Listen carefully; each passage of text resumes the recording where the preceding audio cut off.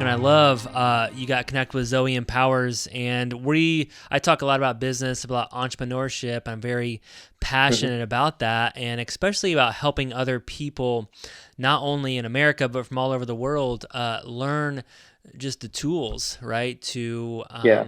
to help support themselves and help get out Mhm. of extreme poverty. That's what you guys are doing, and that's how you got connected with Zoe Empowers. And when I was on your website, I was reading over just some different things. The thing that really struck me at first was right Mhm. away. Um, you asked the question, can you imagine what it's like to be sleeping on a tree branch, never being able to choose your meals, no access to a doctor, unable to read this, being isolated from others, thinking God hates you, only eating 3 times a week, not a day, a week. So I want to Yeah. just kind of start there, and that kind of just paints the picture of the children that you're working with. And I love because you actually have experience in this growing up in the slums yourself, right? You know what it's like to be hungry Yes. and not being able to eat. So can you describe just a little bit about what a child's life is like that you work with? Yeah. Most of the kids that I meet them, like they lost their parents, or either their parents killed with an accident, or like suicide or depression with the kids. So our city called Vizag, and we have a train station, big train station, national train station. So many people, many kids, they will run from the northern India, south, west. So they'll come to the train station. And we found these kids in the slums because the railway station is next to the slums. So they'll stay on the roads and the footpath or under a tree, and they've been just sitting there and waiting for someone to help them or give them food or shelter. So when I talk to most of the kids, they say like, I lost my parents, and some kids say that they didn't know who are their parents. So most of the slums, the grandmothers, grandfathers who lives in the slums with a one room. So sometimes these kids help the grandmother and grandfather so that they can have an access in the room, and then they could have some meal from the grandmother by helping them. They don't know, they're like strangers, but they wanted to help them to receive a food. So yeah, these kids, a lot of challenging in their life. They'll work hard, but they pay nothing because they didn't have identity. They didn't have people who cares for them. So they'll eat a less like a week, and then they'll challenging for the water, clean water for drinking, and then they didn't have even a bed. They'll just sleep on the floor or next to the railway track. When the train comes, they'll take out, they'll go by side, and then they'll sleep again. That's how they mostly squeeze. Like in urban areas, the slums and the streets are very small, so they sleep there and they live there. That's Mm. how they're facing so many challenges. Yeah, yeah, And yeah. definitely. Well, thank you so much for describing that. It just kind of gives us a Mhm. picture of what the life is like before Zoe Empowers Mhm. comes and works with one of these children. Um, and obviously, whenever you say orphans or Mhm. getting someone out of extreme poverty, and I think everybody has a heart that perks up when saying, I want that, and Mhm. I don't want anybody to live like that.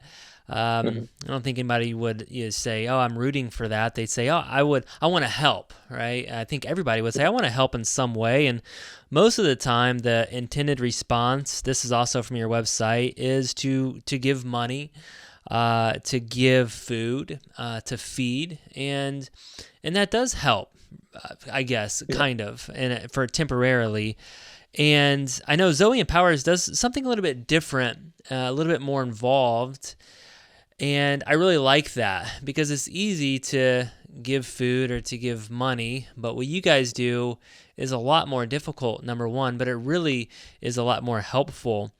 So can you kind of just tell us about that? And maybe you saw this too, because there's a lot of organizations that you could have linked up with or got involved with. There's something about Zoe Empowers really connected you with them. So tell us a little bit about what Zoe Empowers does after you find one of these children.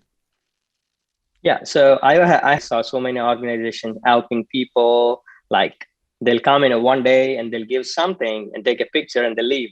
Like and then there was no life after that for the kids.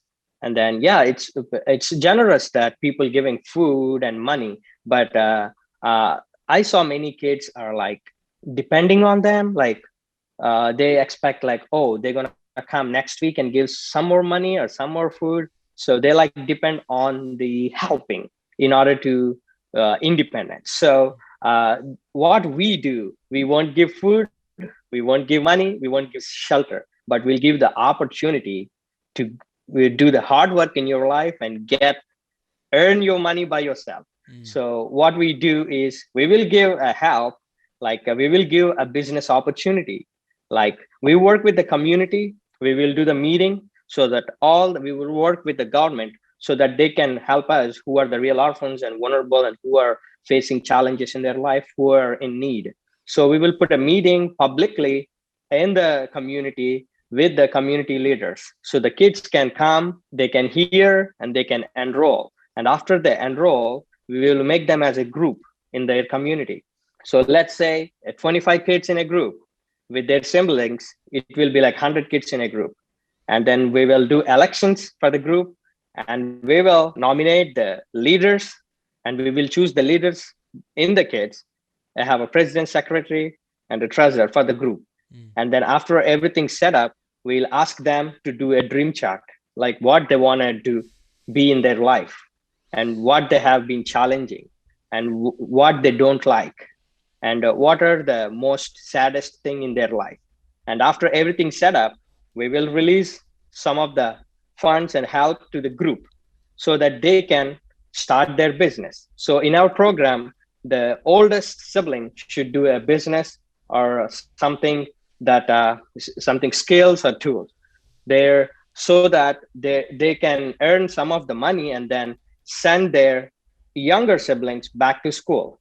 So in the group, we will help some kids to receive the micro grant so that they can start a food truck selling vegetables or fruit in a farmer's market, something like that. And then some kids, they wanted to learn a occasional training, like a skills, let's say carpentering, electrician, and some of the trainings. So we will send them to the trainings, to the school. And after they graduate, we will help them with a startup kit. This is how we work in the first year. Mm-hmm. Yeah, that's amazing. So you really take these children and you're forming groups. I think you call them empowerment groups. Is that right? Empowerment groups, yeah. And you really start to run them kind of as a little business. I mean, I'm very familiar with, hey, let's get some people together. Let's brainstorm on what we want to do. Let's come up with our dream chart or a vision of what we want to do.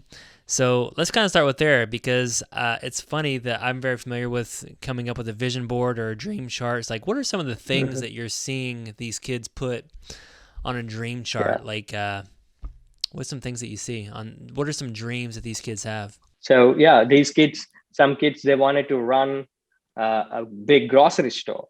So in order to achieve running own grocery store, they should start with a small vegetable shop. Or a small business. And some kids, they really wanted to study well. In order to go to a big school, you should work hard and save money to achieve your goal. And some kids, they wanted to be like a technicians, like electricians, AC mechanics. So they'll go to occasional training. And then a lot of kids, some of the kids, their goal is to have everyday food. So in order to get everyday food, they should do something. They should do some work. So that's how, in some dream charts, I heard like kids are looking for food to get every day to their siblings. Yeah, that's how they dreams. Yeah. Thank you so much for checking out the Brett Snodgrass channel. If you like this video, please slam on that like button. And if you really like it, then subscribe to our channel here. And remember to leave us a comment below, and I'm going to try my hardest to reply to all the comments. Thank you guys so much. This is why I do what I do. Every single week, I come out with content that focuses on success, freedom, and living out your purpose. Thank you guys so much. See you next time.